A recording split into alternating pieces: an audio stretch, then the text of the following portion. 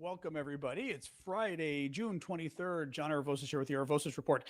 Very interesting day today, updating on the Ukraine war, except today we're going to be talking about a coup attempt in Moscow. Crazy news. Let me get TikTok going. We're going to wait a minute or two for folks to arrive, and then we're going to start. But that's today's show. I may not even get to the Ukraine news because this story is so crazy. A couple little Ukraine stories we'll get to, but this is the story of the day. There we go. TikTok is working. Do a quick introduction, folks, if you would, who you are, where you're from. And then, like I said, in a minute or so, I'm not going to go too long waiting for folks to get here. We'll start in a quick second. So introduce yourselves, have a sip of tea. There we go. Woo. And tonight cannot be a long show. Thank you, Mads. Or Mads, I should say. Tonight cannot be a long show because I've got dinner plans with a friend and her family from graduate school, who I haven't seen in 35 years. Scary. But anyway, yeah, crazy news today with this coup attempt in Moscow. I am calling it a coup attempt. Clearly, the Russians are treating it as a coup attempt. Thank you, Succeed. So we will talk about that in a second, maybe another minute. Beijing, really? Wow. Don't usually get people from Beijing. That's interesting. I will explain to you what's going on with the coup, and then hopefully you will not be confused, Wei Ray. Hey, guys, would Russia start a war with NATO? I mean, no one smart in Russia is going to start a war with NATO because they'd lose, and they know they'd lose. So, hey, Martuzia in Poland, nice to see you. Or maybe not Martuzia, maybe Martuzia is your group. Anyway, hello to you in Poland on TikTok. Good to see you. Ireland, Czech Republic, Swan Lake. Yeah. Well, we'll talk about Russian TV as well. It's funny, the last Russian coup was I was on the Aleutian Islands, like way out in the Aleutian Islands in Alaska, pre-internet. So like literally no news, no nothing. Let me know, folks, if TikTok's being evil. Is TikTok's being evil? Let me know. Otherwise, if it is, I can reboot TikTok. TikTok's being evil. TikTok's being evil. All right, hang on. Of course, important news day. So TikTok is like totally not working. All right, go live. All right, let's try that. Woo! All right. Even my sister's telling me TikTok has no picture. All right, let's see. Hopefully, TikTok, don't be evil. All right. Let's see. Of course, now we're going to have to wait another minute. TikTok, don't do this to me. All right, let's see. Yeah, TikTok had something broken today. Let's see. Better today? All right, what's going on with TikTok? All right, guys, we'll take one more minute if we will. I apologize, but because TikTok wasn't working, we had to reboot it. Yeah, Russia's not going to war with NATO. They can't afford it. But yes, the big story today is the coup attempt in Moscow. A lot of news breaking in just a short period of time. Just wild. Yeah, like I said, I've been checking the news. I'm sure the news will, anybody who pulls up I've got a lot of news to cover. So I was going to say pull up news that I don't have. There's always going to be a little bit of an echo because my microphone no longer works with TikTok because TikTok did something. But it's the best we can do, guys. All you can do. All right, guys, you know what? I'm just going to start, even though we're a little low on the TikTok followers, they will come because I had to start again. So I'm John Aravosis. This is the Aravosis Report, today's special report on what looks to be a coup attempt in Moscow. Crazy story here today. Today, as you know, is day 484 of Vladimir Putin's 3-day military operation in Ukraine. Just a quick reminder, tomorrow, thank you, Smiggy. Tomorrow, I will be having my coffee talk, which is exclusively for paid members. I sound like I'm drunk. I don't even drink. Exclusively, which is exclusively for paid members of TikTok, my TikTok subscribers, and all my paid Discord subscribers, the folks who get it from Ko-fi and Discord and Twitch and everywhere else. Anybody who's a paid subscriber, a monthly subscriber, that is, I will do a special show tomorrow morning, 11 a.m. Eastern. And usually we do a hangout with my friend Vlad, which we will anyway. And you're just reminding me, I'm gonna message. Actually, Vlad knows, but I think tomorrow is going to be a coup update as well at 11 a.m. Eastern for the paid subscribers. All right, guys, let's jump right in. Thank you, Vicky, for the gifts there and abs. So crazy story. Crazy story. This started breaking a few hours ago. And this is one of the things I really like about social media is I was following this. Well, it's funny. I took a nap until 3 o'clock. So 3 hours ago, I got up from my nap and went, wah! Well, social media was all over this story. The regular news was not. And this, thank you, Chad. It kind of fascinates me on this account because the problem here is the regular news kind of has to dog the story. Social media, you can share rumors. So a lot of reporters and a lot of folks, thank you, Ken, for you, for the gift. A lot of folks were sharing stuff. Thank you, Vicky. We're sharing tidbits because you can on social media, but in a newspaper story, you can't share tidbits that aren't verified. Whereas online, you can say, this is what my friends are hearing in Ukraine, and that would be okay to share, right? You just say, my friends are saying this. I don't know if it's true. New York Times can't say that, right? Anyway, social media did a great job with this today. So what is happening is, and please do keep the gifts coming. I didn't do my gift pitch, but you guys know my gift pitch. Thank you, Vic, for the super sticker. I do this for free. I've been doing it full time since the war broke out, and your guys' gifts pay my salaries and let me pay the bills and keep doing this. So thank you for your gifts. TikTok, I should say YouTube, super chat, super questions, or super stickers. And I will always jump to a super question. And you guys on TikTok, thank you for the hat there, Tom. So let me get rolling here. So a couple hours ago, Yevgeny Prigozhin, who is the head of the Wagner mercenary group. Thank you, Kanausi. It is a group of soldiers for hire, Russian. Thank you, Tomcat. They have been working pretty much in Africa and the Middle East for governments that don't have big militaries that need help with something or other. Thank you, Ali. And they're rather brutal. They're rather effective, and they go and help out. They've been helping Assad in Syria, the dictator in Syria, for example. Okay. Well, we get, a couple hours ago, Prigozhin comes out and does a video, and he's livid. He says that the Russian troops, the regular Russian military troops, opened fire on his men, thank you, Lee, and literally launched a missile attack at them, I believe from the area near Rostov. So it would be, hard to know exactly. Rostov's over here. It sounds like it was happening around here. It's hard to know exactly where this was taking place, but he says the Russian military literally did, thank you, Erica, did a missile attack on his men to take his men out. Now, thank you, Henri, as well for the night. And Kay, and got lots of gifts, Erica. Thank you, guys. He says that the Russian military, thank you, Nicolina, opened fire on his men. This has happened before. He came out last week and said that when he was pulling out his troops from Bakhmut is that town in the eastern Ukraine that the Russians were trying to get for 11 months and finally got it about 3 weeks ago or so. Well, it was the Wagner troops, the mercenary troops, the soldiers for hire who were the ones fighting here mostly. He says when his men were pulling out a week or two ago, the Russian military opened fire on them to try to kill them, and the Russian military set a minefield behind his troops to blow his troops up. Okay. In response, his troops kidnap a Russian commander who was in command of the area, put him on tape after beating him. Thank you, Cheryl. After beating him, and made him confess that, in fact, he was given orders to try to kill the Wagner troops. This is all Russians fighting Russians here, right? Well, fast forward to now. Prigozhin does a TV announcement, a video that gets everywhere.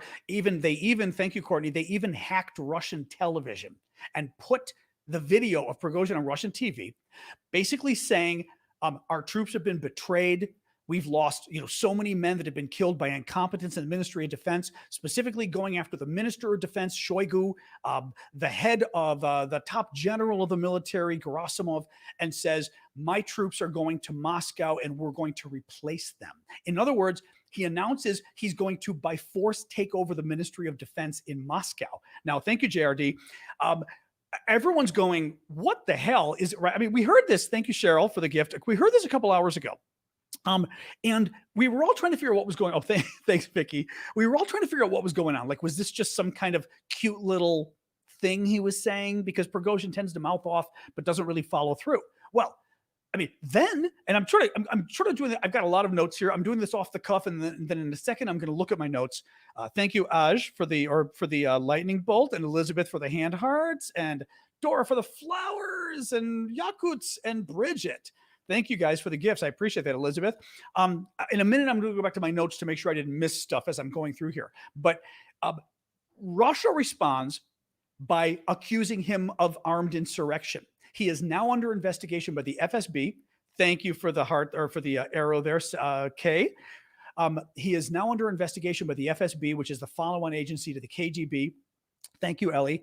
He is under investigation by I believe, the lead prosecutor in Russia as well. So two different things going after him for treason, armed insurrection against the state. They've shut off the roads on the highway. Thank you, Ellie. There's a main highway that goes from eastern Ukraine around. I'm sorry. I said Luhansk was it's not there. I'm sorry. Rostov is over here. This is the, I don't know what, maybe this is what I said. This is the area where we think the bombing happened. There's a main highway that goes from around here. It comes up and more or less goes up to Moscow. Moscow is kind of up. It's not very far up. It's kind of up here. That main highway now has roadblocks up and down the entire highway. There are military vehicles all over Moscow and other major Russian cities. You've got to remember, it's 6 o'clock at night here in America. I'm going to guess Moscow's around 2 in the morning. What time is it in Moscow? Asking Siri. Okay, Siri, you suck. What time is it in Moscow? 1 a.m. There we go. Thank you, McFadge. It's 1 a.m. in Moscow. Let me start looking at some of this. So he says, Prigozhin says in his statement tonight we will resolve the issue of traitors and criminals who have disgraced Russia. Their names are Shoigu and Gerasimov. And then later he puts out a statement that says, this is no military coup, which got some people going because they said, well, if you have to say it's not a military coup, then it kind of sounds like a military coup.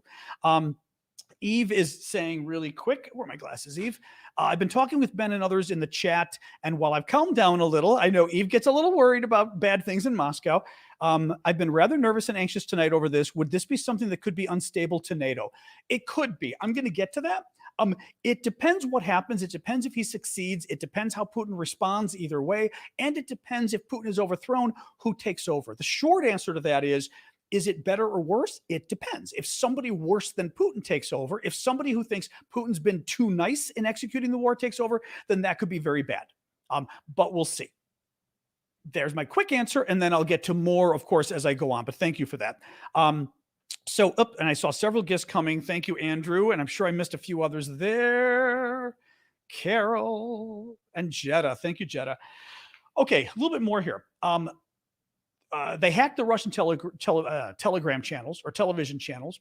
And the Telegram channels, I think. So they were spreading his message on official Russian channels. Russian TV got interrupted tonight and had a message from the government. And this is wild. A message from the Russian government saying, don't believe this man. Don't believe anything Prigozhin says. Thank you, John. We never attacked his troops. He's lying. We did not kill Russian men, right? It's the very fact that they had to go on national television and basically tell everybody this is happening and deny it shows how serious it is. Let me stop a second again and just kind of summarize where it is, and then there's more information. Basically, a top guy, he's not military, but he runs a military group. He runs a mercenary group. So they're basically, he's an oligarch. He's a Russian billionaire. And he, thank you, Pepe. He runs a group of soldiers for hire. They're a private army, right? The government of Mali needs help with ISIS there, or Al-Qaeda of North Africa, and the government of Mali hires him to go after the Al-Qaeda guys. So he works like that. Well, Putin wanted him because his troops are Russian and he's Russia. And let's face it, Putin's a dictator. So it's not like there's really private businesses really private in Russia. I mean, they are, but they're not. So Putin says, you're going to help us in Ukraine, and Prigozhin has really good troops. So Prigozhin's fighting for him. The relations get worse and worse and worse over time between Prigozhin and the Ministry of Defense. And finally, Prigozhin says that the Ministry of Defense tried to kill his troops today. They did a big missile attack. They killed a bunch of them. This is after a couple of weeks ago, it looks like the military, at least Prigozhin says, the Russian military tried to kill his troops again with a minefield and with bullets, and then got a guy to confess on it. Prigozhin finally today said, that's it. I'm overthrowing the Ministry of Defense. He specifically said, I'm not going after the presidency. I'm not going after the Ministry of the Interior. He mentioned a bunch of other ministries, but he said the Ministry of Defense, we're getting rid of the Secretary or Minister of Defense, and we're getting rid of the top general. Now, that's Putin's job. That's not his job. The other issue for Putin, if you're worrying about this, is, first of all, you can't really let somebody just come in and overthrow and take over your Ministry of Defense. That's crazy. But if Prigozhin takes over the Ministry of Defense, then he now no longer controls just 25,000 men, which he controls right now. He's got 25,000 men in his mercenary group. If he takes over the Ministry of Defense, he's going to control every Russian soldier. So now he really has a power base. Thank you, Tom, for the gun there. Not the gun, the TikTok gun, I should say, not the gun, the money gun. Now he controls the Ministry of Defense. If that happens, he's got hundreds of thousands of soldiers at his beck and call, right? So then he becomes a real threat to Putin. Let me see more here. So the Russian government responds by getting General Surovikin to do a tape. Surovikin is considered close to Prigozhin. Thank you, Martin, for the gift. And he's considered so close to Prigozhin that the Russian government, Putin, removed him as Surovikin at one point as head of the war in Ukraine for the Russians because he was too close to the mercenaries, right? He comes out and does a speech telling him, don't do this, telling his men don't do it. Thank you, Martin. Oh, thank you, Martin, again. And Martin again. You're very generous there, Martin. The government is so worried they get one of the top generals who's close to Surovikin, who was close to Prigozhin, but who was already kind of disgraced and fired from overseeing Ukraine. Thank you, Cal, or Kai. I should say not Cal. I think it's K. Maybe it's K. I'm going to put on my glasses just so I know here. Oh, it's Cal. Okay. Thank you, Cal. They're worried. And this general who's saying, don't panic, everything's fine. What people noticed in the bottom of the image of him speaking, he's got his hands on an assault rifle. So the general felt the need to have his gun with him, hand on the gun as he's speaking, as the general's giving this video saying, everything's fine. We just need you to turn yourself in. Well, so one of the things going on here too, it looks like Prigozhin was, or is trying to get, thank you, Nico, is trying to get the younger guys in the military to support him.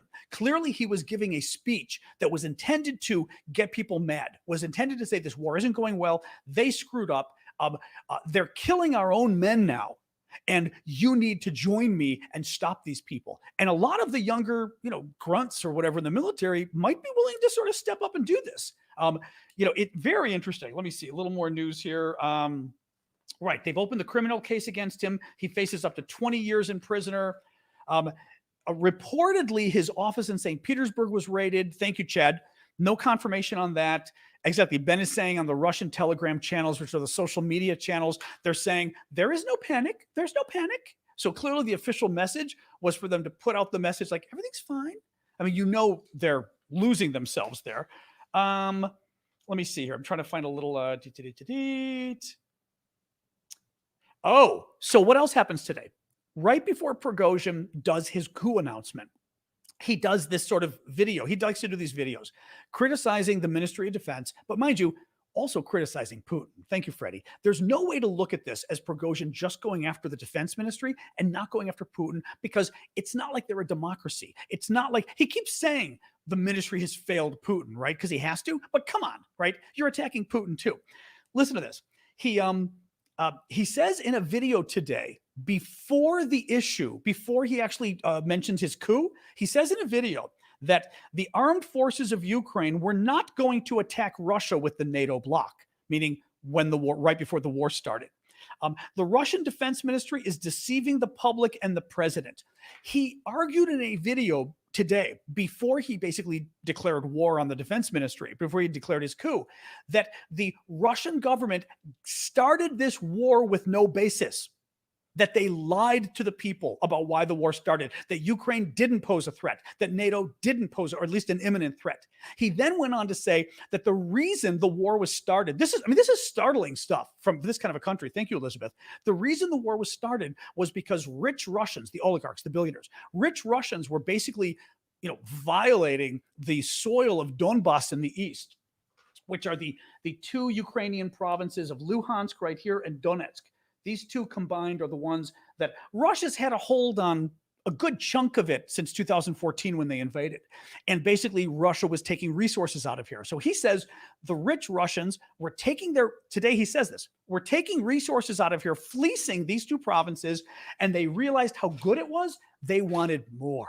And the reason we invaded Ukraine was because the rich billionaires wanted to take more of Ukraine's wealth.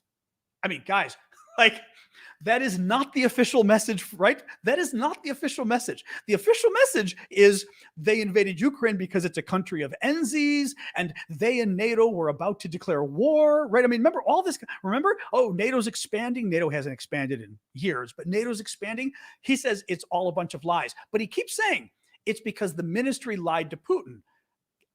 Again, give me a break.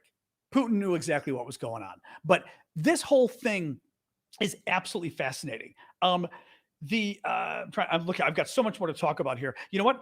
This is a perfect time for me. I'm going to do a quick pitch for my work. Actually, let's do Wilson's question first. How are the other oligarchs reacting? No idea. Chance a coup wins. I don't know anything about the other oligarchs. My guess, first of all, they're probably all staying low, or if Putin asks them to, they're going to have to speak out or he's going to kill them, right? Is my guess. The second thing is the chance the coup wins. I mean, and I was going to get to this later, but I'll mention it now. The thing is, Prigozhin's not an idiot. He runs a military group. Okay. I mean, he may not be a military man himself, but he runs a military group. He's not going to plan a coup and not have it planned out, right? He's got top guys working for him that are really top military guys. They're not going to plan this and not have a plan, right? So one of the thoughts was that the Russians are trying to put roadblocks, or they have put roadblocks on this highway from southeastern Ukraine all the way to Moscow, because that would be the main road you take. Well, a couple of people have said, do you really think he's getting on the highway now after he announced it? He's just going to get on the highway in a long line so you can blow him up, right? He must have planned this. I mean, if this is real, I mean, how can it be fake at this point? But he must have planned this. He must have men already in Moscow. Or what if he's not even going for Moscow? What if he's going for Belgorod? What if he's going for the region up here? Remember Belgorod? Belgorod's the region the Ukrainians have been raining hell on by using those Russian, I don't even know what to call them. The Russian insurrectionists, the Russian soldiers that the Ukrainians looks like they outfitted and trained and helped them attack this region to liberate Russia from Russia. Remember? Well, what happened in this region? The Ministry of Defense was doing such a bad job fighting back that Prigozhin said he was sending his men to that region, right? So if Prigozhin's men are already in that region and these fifth columnists, whatever these guys are, thank you, Zitko, whoever these Russian guys are who invaded Belgorod that Ukraine helped, they're there too. They're probably going to side with Ukraine, at least to cause hell. They certainly don't like Putin. I wonder if Prigozhin's going to try to take Belgorod, or if he's going to try to take some of the regions in the area. What if he doesn't go after Moscow at all? What if he just carves? I mean, anything's possible here. But what I guess the point I'm making, thank you, Kyle, is there's something else going. And I was seeing some other observers on Twitter, defense experts saying this today too. There's something else going on that we don't know, because this guy wouldn't just do this with no plan. You know, CNN is on it. Thank God CNN is on it finally. No, because I watch CNN all day, and literally at 5 o'clock my time, which was an hour ago, CNN is still talking about the damn submersible. And yes, I care about those people, and I was really into the discussion, but I'm like, there's a possible coup going on in Moscow. I don't care about, you get it. I mean, I care, but I cared yesterday. Let's move on from the blonde woman who's missing in the Caribbean, basically, right? Oh my God. No, this is just wild news. All right. A quick pitch for me. As I said, guys, I do this for free. If you want to help out my work and help me keep doing this, I would appreciate it. You can go right now to Ko-fi.com. It's ko-fi.com /Aravosis. You guys have the link. You guys there, all at the bottom of the screen. You guys can find the link at aravosis.com, my last name.com, or you can just go, thank you for the glasses there, Marcy, or you can just go to my profile on TikTok, click the Linktree link, and the first thing that comes up is my Ko-fi site. That is a site where you can give a one-time donation, which I would very much appreciate, or you can give a monthly donation. You can donate each month automatically until you decide not to. The nice part about that is it lets me know how much money is coming in, which makes my work a lot easier, because, as I said, I do this full time and I do it for free, but I'm not rich. So I've been paying the bills by you guys supporting me for the last year, and you've been very generous. But I'm trying to sort of get this going. It's basically like Patreon, except Patreon is now evil. Thank you, Joseph. Patreon is now anti-Ukraine, unfortunately, and they've gone after a lot of us who've been using them. So it's like Patreon, but less evil. So if you can use Ko-fi, I'd appreciate it, guys. Whoever can afford, if you can't, don't worry. But if you can afford it, I'd appreciate you setting up a monthly subscription. It's ko-fi.com /Aravosis. If you need the URL again, any of the mods can tell you on any of these services. But I'd appreciate your help with that. Thank you very much. All right, let's keep going. Oh, Dawn, you animal. Thank you. Sorry. I almost missed that. I heard the water waves and I was like, what the heck is that? Thank you, Dawn. Let me give you a little more background, and then honestly, let's just talk about this. Let me see here. Beep, beep, beep, beep. Oh, the last point I'll make, and then let's have a discussion about this. Thank you, Russell. The last point I'll make is what happens, right? What happens next? What happens if he wins? Well, here's the thing. In the short term, this is good for Ukraine. And I've made the comparison before, and this one's even better this time. It reminds me of Lord of the Rings, except that Prigozhin's Frodo, and Frodo is good and Prigozhin's bad.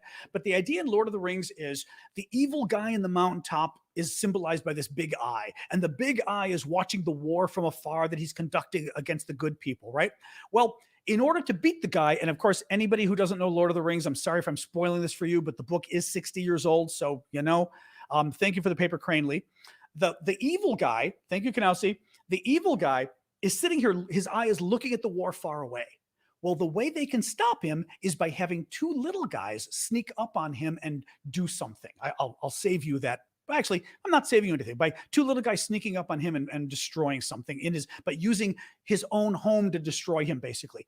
And all of a sudden, at the end of the movie, you see Sauron go, "Whoa!" Right? Like I didn't know there was a threat right here. That's what's going on now. Putin was watching Ukraine, and suddenly he now is going, "Holy crap! Is there a coup attempt against my own government?" Thank you, my Thai girl. This causes hell for Putin fighting in Ukraine. This means that Prigozhin's troops are pretty much out of the picture fighting in Ukraine for right now and probably forever. They're probably going to be disbanded, I would think, but they're not fighting. This means the Russian troops in Ukraine are now having to be redeployed, because if you're Putin, you're thinking what I just said too. Is Prigozhin going to try to take Belgorod? Is he going to try to take this region up here? Is he going to try to take Rostov down here? I mean, what would make most sense for Prigozhin is he's got 25,000 men around here. Why not go take some of these provinces away from Putin? If he wants negotiating room or whatever. I mean, that means all the Russian troops in the area, a lot of them at least, are going to change their focus from fighting Ukrainians to fighting Russians. Well, the Ukrainians aren't going to stop. The Ukrainians are going to still keep fighting. This, in the near term, in the short term, this is great for the Ukrainians. In the medium term and the long term, maybe not. Prigozhin himself has said previously that he thinks Putin should have used nuclear weapons already against Ukraine, right? That's not good. And the concern that I would have, thank you, Chad, the concern I have is, and I've told you guys this before, thank you, TikTok novice. Remember I've told you whenever we talk about having a coup or anything, or why, thank you, Rose, why nobody's tried to get rid of Putin, and maybe even why the West has never tried to knock Putin off. And I told you there's a number of things you got to worry about, one of which is you simply have to worry about if we were to try to kill Putin and we fail, or even if we succeed, that could start a nuclear war, right? So reason we might not do that. Thank you, Eric. A reason the Russians themselves might worry about overthrowing Putin is that if you're going to overthrow a leader, you better know who comes next. Because the problem is you overthrow a strong man and all of a sudden the country could fall apart. A country like Russia, that's tons of different ethnicities, the country could literally fall apart. Now, that's not a bad thing necessarily, but it could be a good thing, because it could mean just like the Soviet Union, right? All of these countries become free, right? All of these regions become free countries. But it also could be a bad thing because you've got a lot of nuclear weapons in that country, right? It could be a civil war. Nuclear weapons are involved, Russian against Russian, or Russian against Chechen, or whoever, Georgians, you know what I mean? Like anything could happen in a bad way. Secondly, Prigozhin has talked about using nukes against Ukraine. What if he takes over after Putin? That could be bad, right? I mean, you don't want somebody to take over for Putin who's even worse than Putin, who says, this is BS. We should have had a nationwide mobilization. We should have declared war. We should have been using our nukes, right? I mean, that could be dangerous too. All right, guys, let's open this up for questions. I am not going to touch the other news of the day on Ukraine. There's a lot of news, but none of it is progress on the war. There isn't that much news about war progress today. So I don't think we're missing anything with that. Let's start doing questions here. You know what? Actually, last thing I'll do really quick, because I know I've got a captive audience. I'm going to show you a couple of the new auction items, because it's a way of supporting me and a way of supporting Ukraine. We do auctions over in our Discord. discord.aravosis.com. And excuse me a second here. The auctions, half the money proceeds go to me to support my work, because I do this full time and nobody pays me other than you all. So thank you. And half of it we channel back into Ukraine for humanitarian aid and also to help the military. I'm going to show you just a couple things. We've got 10 new items we're auctioning off on my Discord. Half of them, thank you, Beats. Half of them are in the public VIP, a public area for everybody. My Discord's free. Half of them are for the paying members. When I told you guys about going to Ko-fi.com or supporting me in other ways. Those who support me monthly with Ko-fi.com, link on the bottom there. You guys can go to my profile and find the link, click it, Ko-fi will come up. You do a monthly subscriber there and you become a VIP member. Now, let me show you really quick. Really cool new fridge magnet put up by the Ukrainian government for Kalush Orchestra, which is really neat. I love this fridge magnet. This is the Eurovision Song Contest winner band. The most popular, which one goes? Blue on top. The most popular Ukrainian military patch. Everyone wears this one. I mean, everyone. It's, it goes on the shirts and everything. This is real. Vlad got it in Ukraine. This is kind of cool. It's a Russian military patch. It might be Wagner. We don't know. Because it's got a skeleton on it, so to speak. And the skeleton is very often a Wagner symbol, but it says, death is our business and business is good. I'll show you guys. So it's what's nash business. I can read Russian at least. Business is the word. Nash business smert. Business идет хорошо. So our business is death and business is going well. So we've got that. Three more things really quick. A very cool framed commemorative stamp. This is the stamp and this is the blow up of the stamp. This is neat. Thank you, Carol. Carol, perfect. It is commemorating the 100th anniversary of the Carol of the Bells. The song, Hark How the Bells, Sweet Silver Bells, right? That song. It's a Ukrainian song, which I never knew. It was taken by a Ukrainian American immigrant, original Ukrainian song, and he put English words to it. This song was 100 years old, I think in 1914, 1917, or from that era, 100 years old now, and they did a framed stamp to it. Beautiful thing. A tractor pulling a tank t-shirt. Very cool. This is one of my faves, size extra, extra large. And finally, this is one of my faves. It's a Russian army toiletry kit, toiletry bag. But it's really neat because it says Russian army on it, Rossi Army. And it comes from Ukraine, which is pretty cool. So we've got lots of cool stuff. And as I said, half the money goes back to Ukraine. Half the money goes to support my work. So you can check all those things out on the Discord, discord.aravosis.com. It's free. And check it out. All right. So let's do questions, guys. I've got a good 25, 30 minutes here. Let's do, and please do keep the gifts coming. Thank you, Heini. That's an interesting question. Trevor says, would China and the U.S. work to secure nuclear weapons should Putin's regime fall, a la Pakistani collapse? That's a very smart question. Wow. Yeah, the concern is that they've got nukes. The country falls apart. That's not a good thing, correct. The t-shirt's image is a stamp, Don. I forgot to mention that. Oh, sorry. I didn't see the super chats coming up. I see them all here. I'll get to them in a second. Oops, hang on a second, guys. Just pulling this up. Shoot. Sorry. I was seeing the questions come up and I was forgetting the question I was trying to answer here. What was, securing the nukes. You definitely have a situation where, right, if Russia were to fall apart and there's a civil war, China and America, among others, might want to go in and secure the nukes. That's a really interesting question. The thing is, can you do it? And can you do it in a way? I think you'd have a situation for securing the nukes would be something where Russia literally falls apart and you've got all of these different countries and these different groups forming. If you had a group that was more radical and they ended up inheriting the Russian nuclear weapons, I could see China or America or France or someone, France coming with us to go in and basically try to take the nukes. You could potentially. That's very interesting. Thank you, Chad. Always with the generous gifts. Appreciate that. Right. Other oligarchs, we said we don't know. Is there any? Maybe. Annie is saying, thank you for the gift, Annie, by the way.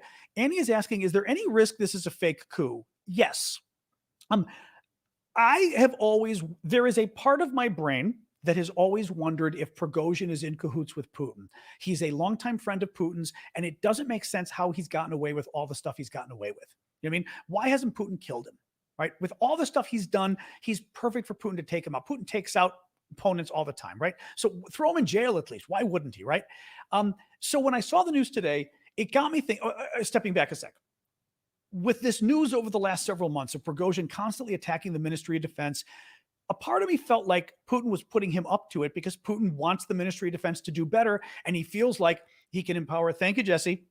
He feels like he can empower Prigozhin to do it. He can empower Prigozhin to keep attacking the Ministry of Defense, so the ministry feels the need to, to do better, right?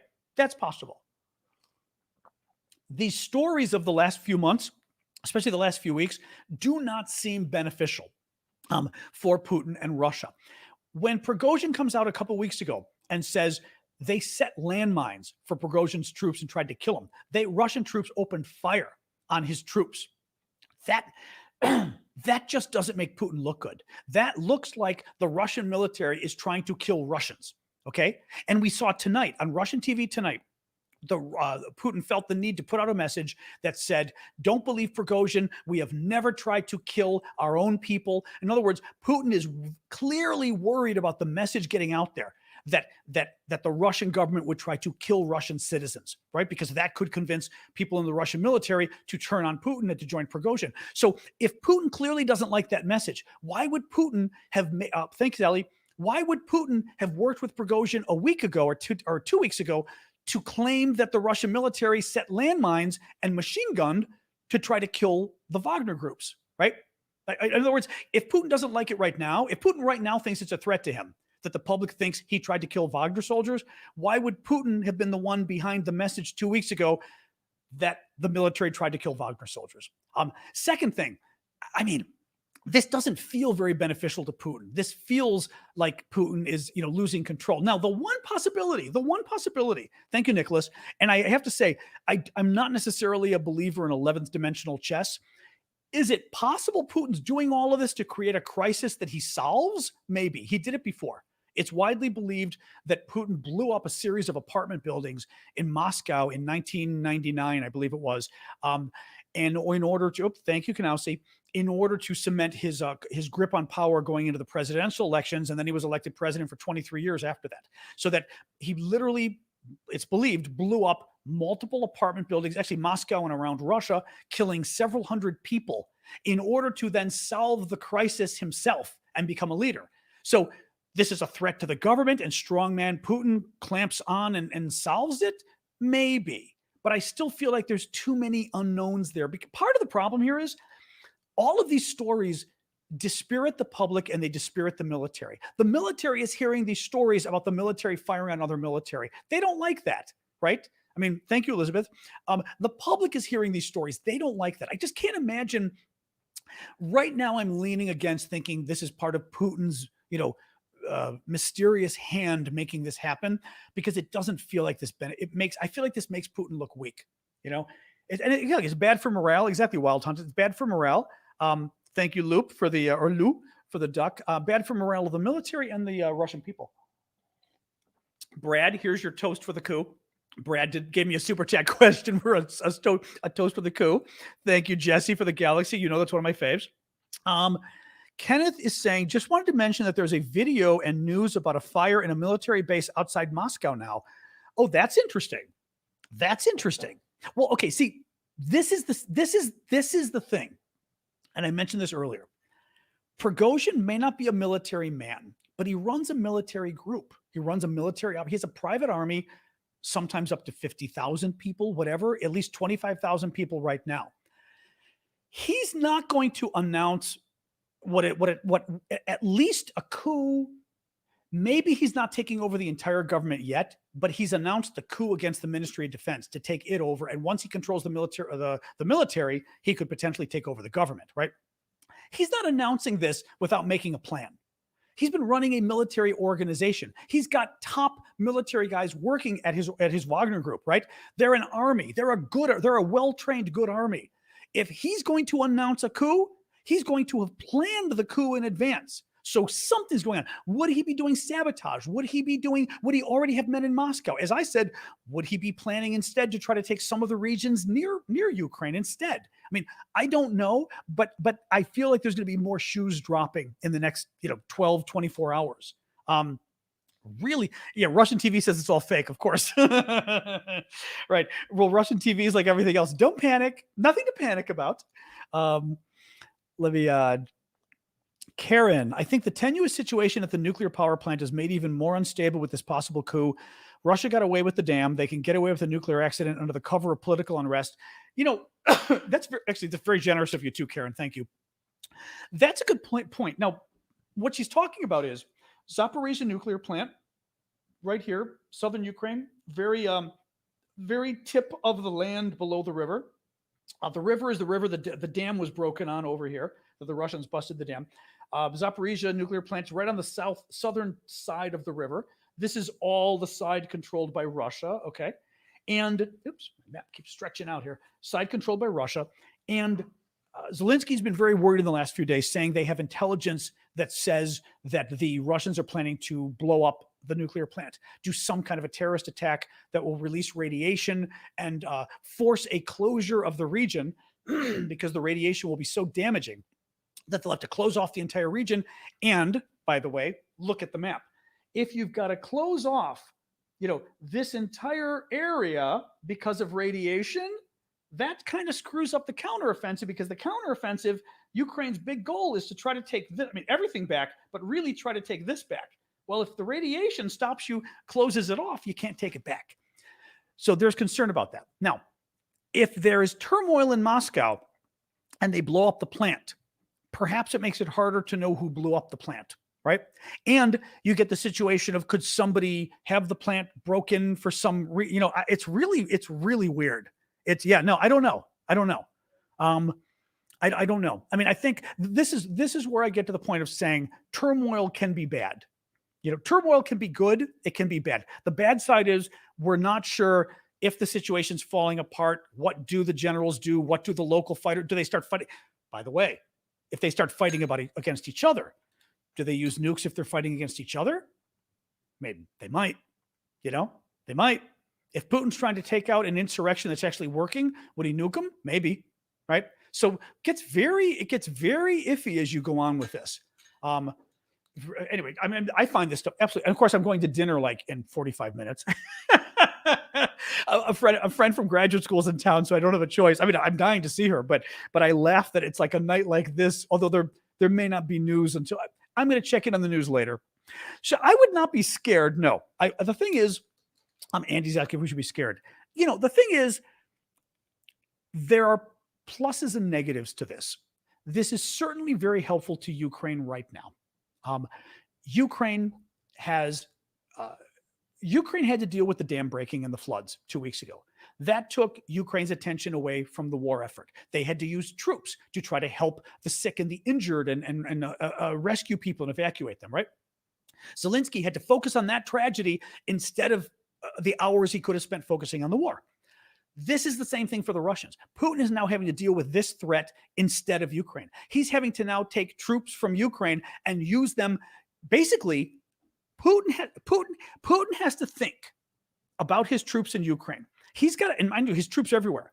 He starts thinking and goes, who's loyal and who isn't? Who can I trust? I mean, he always thinks that, but now he's thinking it even more. And he's thinking the troops in Ukraine, who can I trust? He's also thinking about the troops in Ukraine, rather than thinking, where do I put the troops? Where do I think Ukraine's going to be fighting? And where do I put the troops to fight Ukraine the best, right? That's how he's setting the troops. Now he's thinking, what is Prigozhin doing? What is Prigozhin going to try to do? Is he going to try to take Moscow? Is he going to try to take some of these suburbs of, thank you, Chaz, some of these suburbs of Ukraine around the Russian areas right here? So now Putin, for the troops in Ukraine, he's not just saying, let's put them here and here and here because Ukraine's fighting here. He's now saying, maybe I need some here and here and here and here because I think, right, Prigozhin's going to try to take over. Maybe I need some back in Moscow.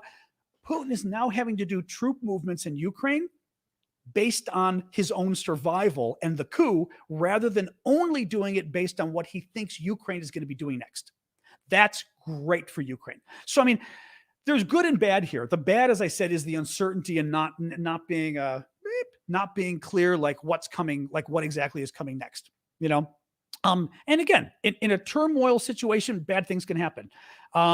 Lilia, did you see Lindsey Graham and Senator Blumenthal, Republican U.S. Senator and a Democratic U.S. Senator, proposing a bill in the Senate that if there's radioactive contamination of NATO territory from Zaporizhia, Article 5 has to be triggered?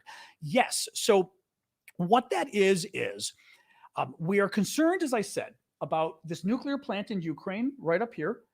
It's currently under control by the Russians. That has people worried. And Zelensky has said that Ukrainians have intelligence that the Russians are planning to blow up the plant and cause like a nuclear disaster, in part to make the whole area radioactive, which basically impedes the Ukrainian counteroffensive because Ukrainians can't fight and take over land that's radioactive, right? Well, the what Senator Graham and Senator Blumenthal did, a very top defense Republican in the Senate, big supporter of Donald Trump, and Blumenthal, a Democrat. They got together and they're offering a resolution. Resolutions don't carry any power of law. They're simply a statement of concern in essence. But interesting here. The resolution would say that if Russia, I believe the resolution said that if Russia uses, actually, now I'm trying to remember. Shoot, I'm trying to remember. Was it? Let me look here really quick. Yeah. I was just going to say that it's not just the Zaporizhia plant. The resolution said that any nuclear, this is a paraphrase, any nuclear or radioactive attack by Russia will be considered an attack against NATO. The point there is that it could, meaning if Russia uses a nuclear weapon in Ukraine, or if Russia blows up a nuclear plant in Ukraine, right? Or a dirty bomb, something short of a nuclear explosion, but using nuclear material, the U.S. will treat it as an attack on NATO, Article 5, and we all go to war. What is important about this is these senators are trying to lay out a marker to Russia that says, you better not do this. That is not a bad thing. What gets interesting with this is, even though it has no power of law and it's just a statement, the Senate is the U.S. body that declares war. It is the U.S. Senate that declares war. So the Senate does have some power here, and it's more than just a simple statement to say this. That's good. It also shows bipartisan support, right? Democrats and Republicans, if they vote for this. What happens if they don't vote for this? What happens if this thing doesn't become law? It just doesn't pass.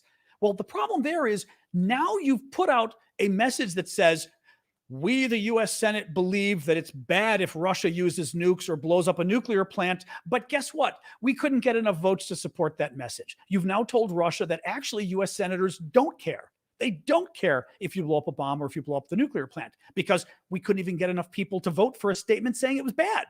So the danger of this statement is, if it doesn't pass now, it's going to make the U.S. look weak. That may have been part of their plan.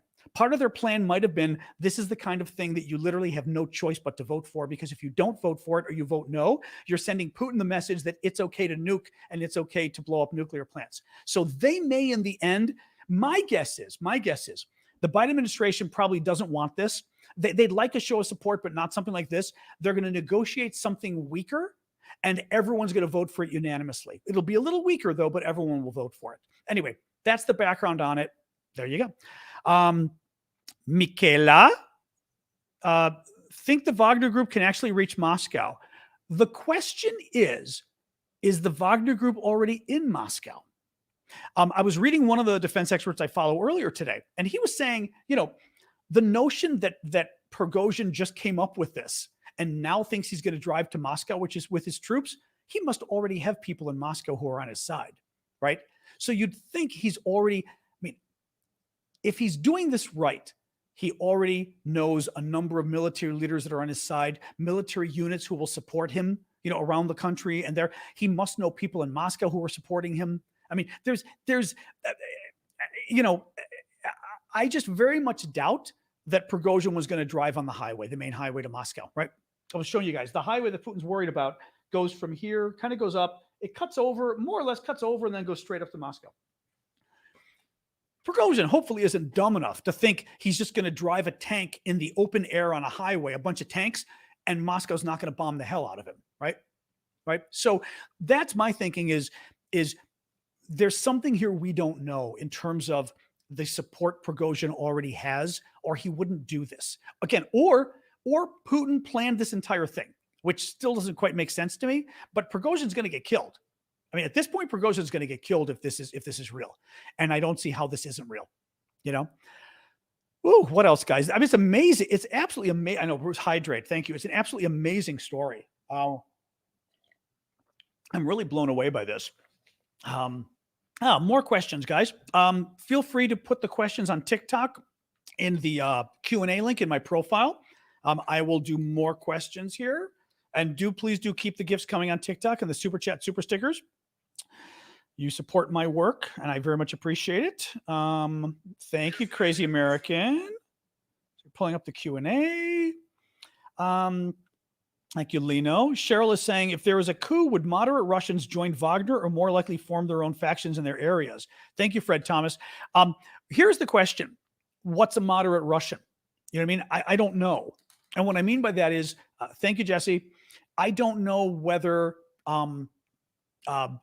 hey, G-Dub. I don't know whether the, I don't know whether we mean military, whether we mean civilians at all, right? I mean, who do we mean by moderate Russians? Civilians don't really step up. We know that, right? Are political leaders going to stand? I mean, I think if you're a Russian, you learn how to keep your head down, right? Thank you, Sam, for the gift there. You learn how to keep your head down, right? So that you're not going to speak out. You're going to wait and you're going to see how things shake out. Thank you, Chad. You're going to wait and see how things shake out. And then, like, Prigozhin's winning, you're going to go Prigozhin. Putin's winning, you're going to go Putin, right? That's kind of what I think. It does put everybody in a very bad situation right now because all the oligarchs are going, oh, shit. Do we now have to come out and just, state our support of Putin? They probably do. But, you better be worried about what else Prigozhin's. Thank you, Crabtings, for that. Oh, and Jesse both, Let me see. Ben, question from the Little Wolf. Would Wagner forces get the backing from Ukraine or pro-Ukraine Russians? Sure. At least initially, sure. My enemy's enemy is my friend at this point, right? If Wagner Group, well, okay. If I were Ukraine, thank you, Pooster, I would worry that Prigozhin has talked about nuking Ukraine. He's talked about the military not being tough enough. Thank you, Chickon, for the hat on TikTok. Right? So I would worry about Prigozhin taking over Putin's job because the guy wanted to nuke me. But I would be really excited to help Prigozhin a little bit, right? I would want Prigozhin to have a chance just so he keeps Putin occupied. A lot of Russian troops kill each other, which from Ukraine's perspective is beneficial. Putin's occupied. Putin ends up looking weaker. So if you're Ukraine, you like that this is happening, but you're not sure how far you want it to go because, as I've said before, if you help overthrow a government, you better be. It's like a lawyer asking a question. You better damn well know the answer. LWD, that is way too freaking cool. Oh my God. Oh my God. Sorry, that could have been the coolest GIF ever. That was at the top of one of the coolest TikTok GIFs ever. That was clearly a very nice gift too. Thank you so much for that. But I've never seen that before. Oh, you missed it, Brad. It was a spaceman riding a rocket. It was really cool. An astronaut. Yeah. Oh my God. Thank you for that. That was really sweet of you. Thank you. Sorry, come back to this. Yeah. So, I think Ukraine would want Prigozhin to do this, but they may not want Prigozhin to win. But they may feel like if you're Ukraine, you may think, you know what? Turmoil is my friend right now. Russia controls 17% of, again, I'm sort of working on this as far as kind of what the deal is. Russia's my enemy. Russia's Prigozhin's enemy. Ukraine controls 17% Russia controls 17% of Ukraine right now. I want to get it back. It's going to be difficult to get it back. Is it going to be easier to get it back? WC, if I see one more comment, you are blocked.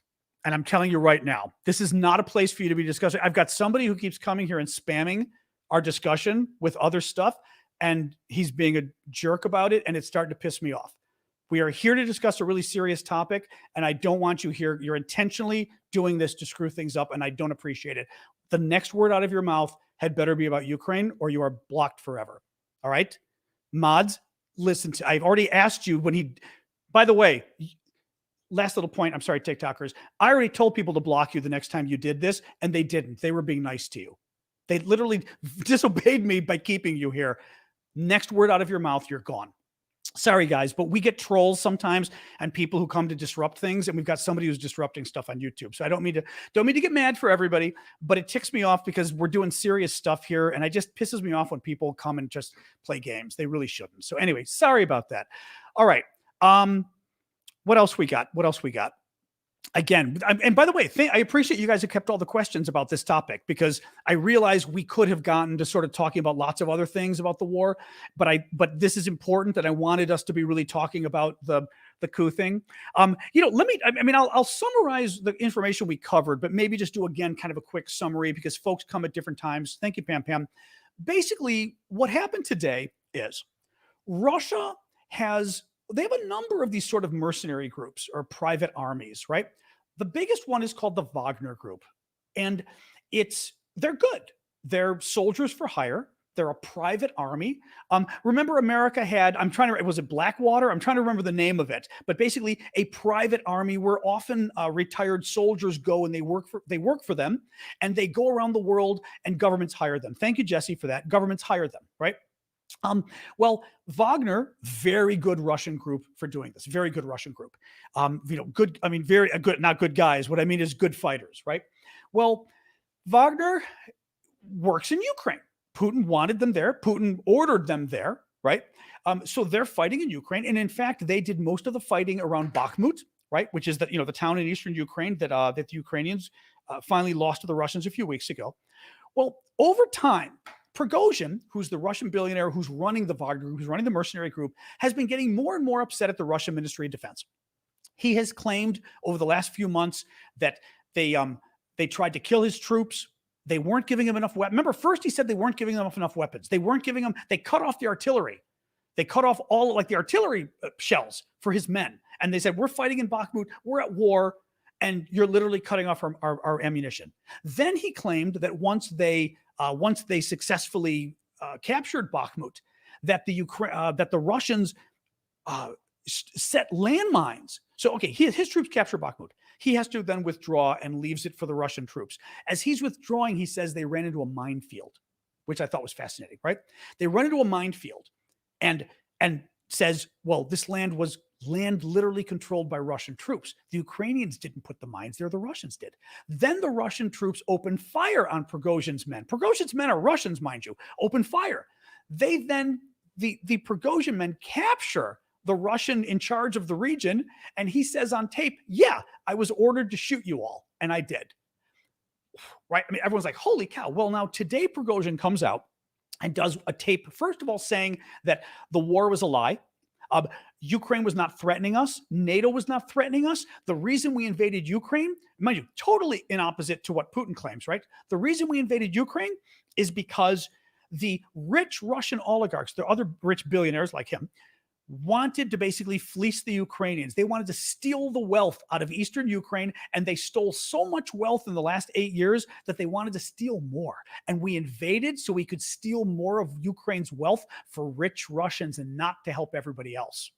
Now, totally undercutting Putin's whole rationale for even being in the war, right? Well, then he says, so he does this video first. Then he does a video later in the day, today, where he says, the Russian troops opened fire on my men with missiles. They opened fire on us with missiles. They tried to kill us all. And that's it. I am declaring war on the Russian Ministry of Defense. We're going to Moscow. We're taking over the ministry. We're getting rid of this Ministry of Defense, Shoigu. We're getting rid of the top general in Moscow, Gerasimov. And we're not taking over the presidency. Putin's fine, but we're taking over the Ministry of Defense. And basically, these are people who aren't supporting Putin, right? Is what he's, thank you, Tom, right? These are people lying to Putin and killing our Russian men and our Russian boys. And we're going to save our boys. I mean, the thing is, if he's bluffing, he's going to be dead. Thank you, Boat Drinks, for that. And DNS, because somebody was asking if he was bluffing on TikTok. I mean, thank you, Tom. I mean, if he's bluffing, he's dead anyway. He just bluffed treason, right? I mean, you're going to jail. The only possibility is that Putin wanted him to do this and Putin is somehow pulling the strings here, but that just doesn't make sense to me. You know what I mean? I don't, because so much of the stuff happening publicly is a mess. Yeah, and Sweeps is saying live military in the Moscow streets. Yep. There's a thank you, Rochi. There are a lot of press reports of military in the streets around Russia right now, basically putting them in all the major cities. He's afraid of a coup attempt. It's absolutely fascinating. I will, you know what? I'm going to do what I'm going to do before we sign off, guys. I'm going to consider that my summary of the news. I'm going to do a quick look here at my sort of my Twitter feed where I go and I follow all the top defense guys. And what's nice about this is, actually, any of you can do it if you're on Twitter. It's my account, Aravosis. My account on Twitter is the same name that I use for TikTok. And you can find it. And I've got a Ukraine news list. And it's about 140 or so really good defense journalists, defense think tank people, military people about Ukraine around the world. And they're really good. I mean, they're really good. So if you want to check, that's where I go for all my latest little updates. But let me see what the latest here is. See, okay, he's gotten multiple generals now to come out and do a video asking Prigozhin to stop. There's military vehicles around Moscow. Russian guards have set up outside the Russian Ministry of Defense in Moscow. So they've declared martial law. I'm on Instagram. I don't use it very much though, but I am on there. It sounds like they've declared martial law in Russia, really. Let me see what else they got here. Just a lot of people sharing pictures of Moscow and other Russian city showing that there's military all over the place now. Unverified reports of clashes in Rostov. So Rostov is Russian territory over here.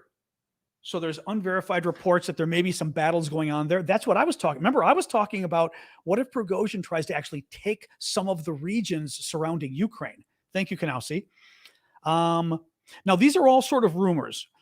In the direction of Rostov-on-Don, the region I just told you of Russia, planes with special forces took off, an official of the Russian government told the Moscow Times. According to him, the flight took place a few hours ago. We are talking about dozens of boards. There is some movement going on. Yep. The border between Rostov region and Donetsk and Luhansk was closed. There are also reports that that the border, this border along here, has been. I always forget where the water starts. Does the water start here or here? I forget. Wherever the water starts, that this whole border with Russia has now been closed completely, which is interesting. Thank you, killers. Anthony Prigozhin said the war was based on lies, so would he carry on the war? See, that's my question. That's my question. Remember, we've talked about, thank you, Samuel. We've talked about, and I've got to go in a second, guys.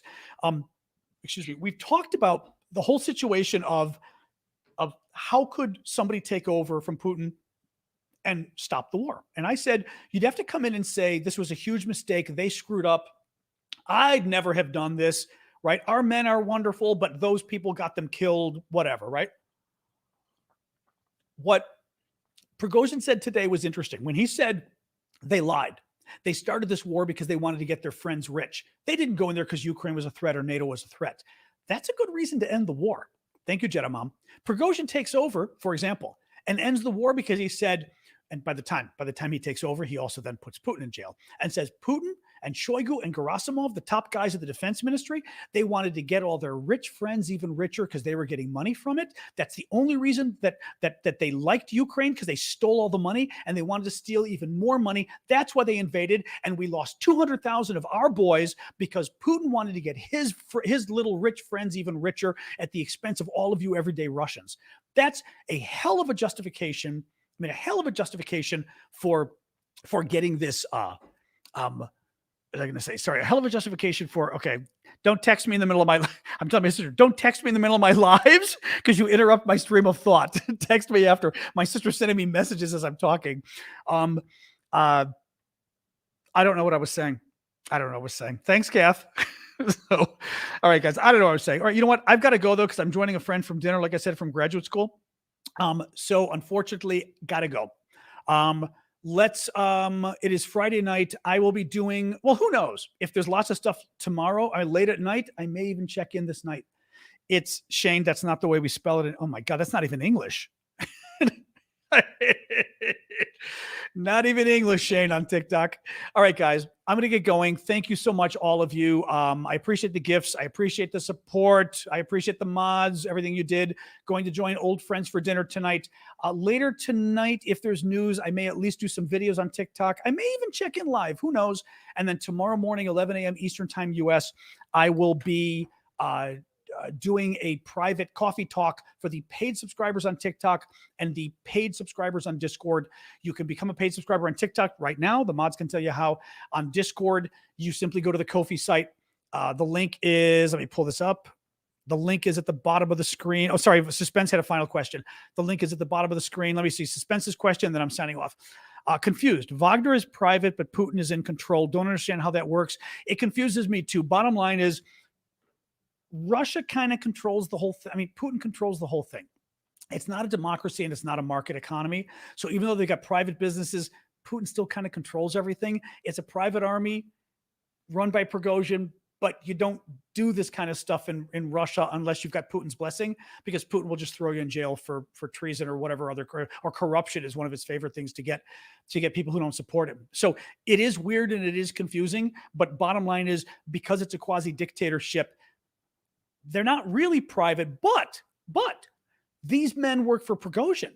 They could be loyal to Prigozhin.